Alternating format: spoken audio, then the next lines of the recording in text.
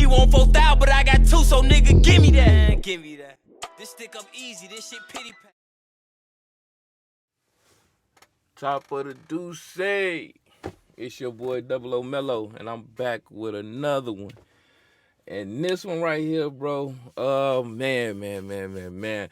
I did a video for this before, but it was like maybe 3 months ago or whatever. But I didn't like the quality of it, honestly. It came out kind of choppy and disrespectful. And then I got this new GoPro 8 camera that I'm doing now, working out the little kinks here and there. It got like some little twitch going on, but I think I figured it out. I'll talk about it in another video. But this right here is a video game called Arn of Sun. It's from a developer named Joe. Um, I've been following him for a minute on Twitter. I started following him on Twitter. I need to slow down my words. But around the last E3, I want to say, when they did the indie developer part of the game and they showed off Song of Arn, and I was intrigued. Like more. I was like, okay, it was a side scroller, but the visuals is what caught me. It reminded me of that Shadow of Complex game when it first came out. It was like, oh my god, it has this sense of realism to it. It was a side stroller, but the visuals was like second to none. And this is a Viking game with puzzles, which I love. I love playing puzzle games, and it's another side scroller. So, excuse me. In the process of me like following him, I started learning little various things about him, and come to find out, he's a 15-year developer who worked on projects like Halo before, and now he's a one-man indie developer. Like, I was already blown away from just the game alone, and then to come to find out he's only one person that's creating this game was massive to me. It was like, out of this world type of situation, because I feel like, again, me as a creator, I appreciate things like that, because a lot of people don't understand how hard it is to, in some cases, some people are different, but to actually focus on one thing, you have a goal and you push through it to either get to the finish line, or get it remotely to the idea that you had in your head. Because I can just imagine the countless thoughts he maybe had with this game,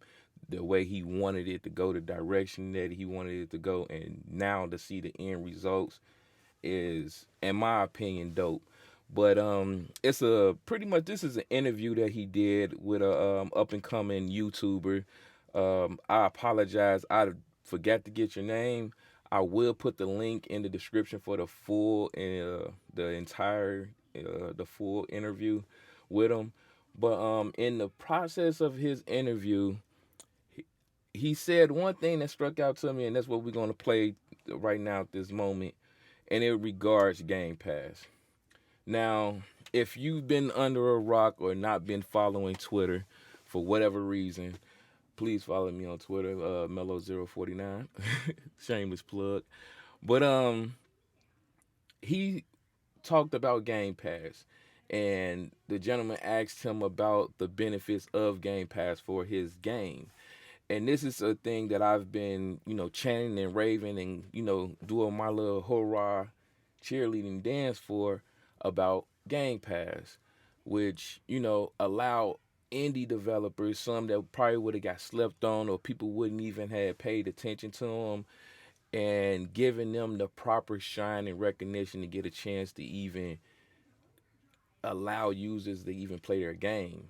Because again, a lot of people go off of names, and if your name isn't or a big gaming developing studio or company, if it ain't under that umbrella, you might get looked over. And there's so many gems that's been looked past, and it's ridiculous. But for whatever reason, case or another, again, I'm most so leaning towards Phil Spencer and his direction of actually opening up Xbox and allowing more diversity into the gaming world and allowing this game because he literally said, "Yo, I was on Reddit and I was pumping this game out on Steam, and Microsoft came in and swooped through and was like, yo, we need you to push harder because we want this." And from that point, it's an exclusive now for Steam and Xbox. And he explained in his own words why Game Pass is so important. And I'm gonna, reiterate after listening to this video. So let's check out and hear what he got to say. And this is coming from a real developer who actually used the structure of Game Pass and is about to release a game very soon. So let's check it out. 8 hour thing very easily. So, Joe, as an indie developer, what are your thoughts on Game Pass and its effect on the industry? Do you think it is beneficial Let me to turn it up studios like some. yours? Yeah, I think Game Pass is actually a really cool program. It's going to even the playing field for a lot of indie developers that they give opportunities to people that they kind of wouldn't have had or would have been a much bigger risk otherwise. It does sort of limit the upper, like how high or like how profitable you can be, It but it ragdoll is does crazy on this game. protect you from failing. So it's from that perspective, it's a really powerful thing for us. I haven't seen a contract about it myself. I don't know all of the things that go into those deals, and I probably couldn't really say if I had much about it. But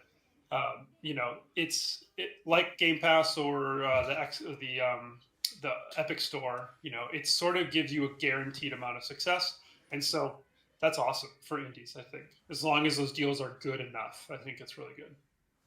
And obviously, it lets more people play games, which is great. If given the chance, what established video game franchise would you like to work on and make your own? I'm gonna I pause. really enjoy.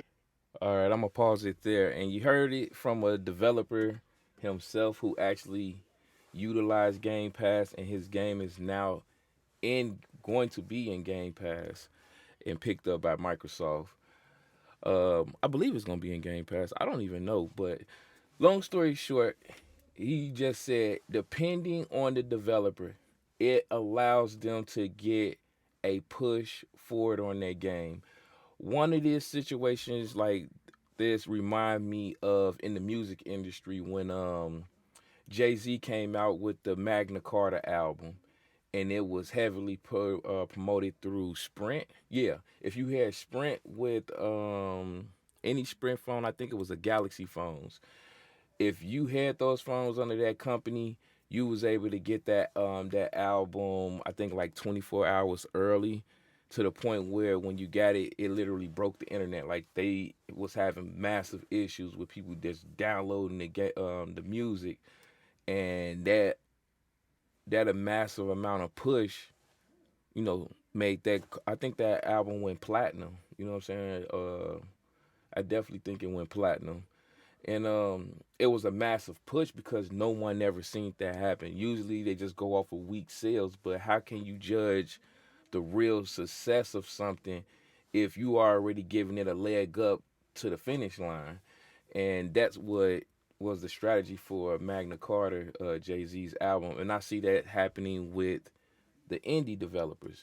Again, it allow users to play a game that they may have never even paid attention to.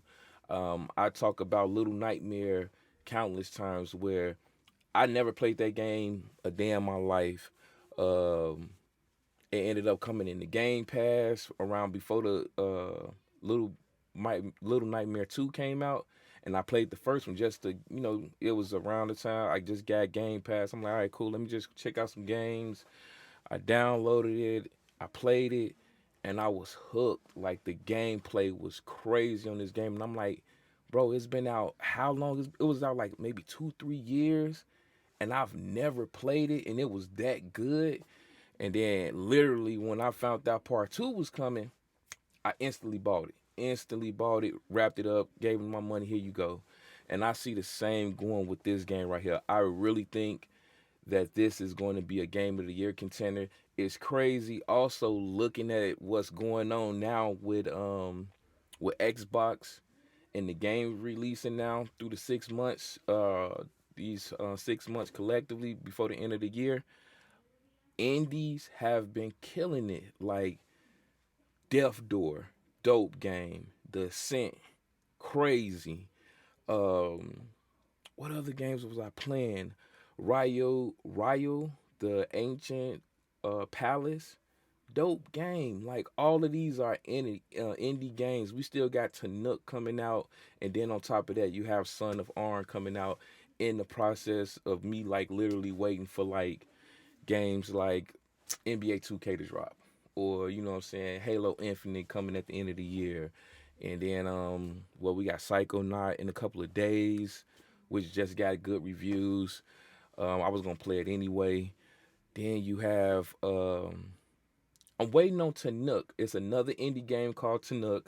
In 12 minutes. I haven't even got into 12 minutes yet. I heard the game was crazy.